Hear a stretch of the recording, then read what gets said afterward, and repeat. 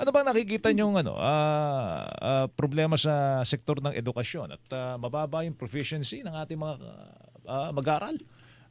Hindi sila makaabot at yung matitikas natin dito, pagdating sa ibang bansa, average student lang sa kanila.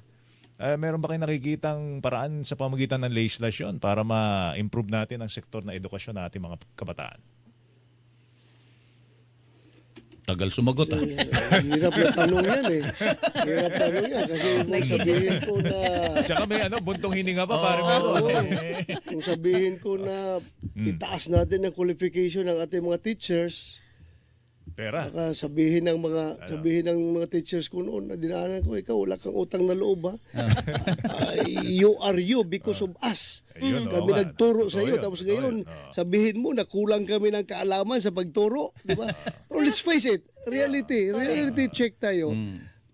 Marami naman talagang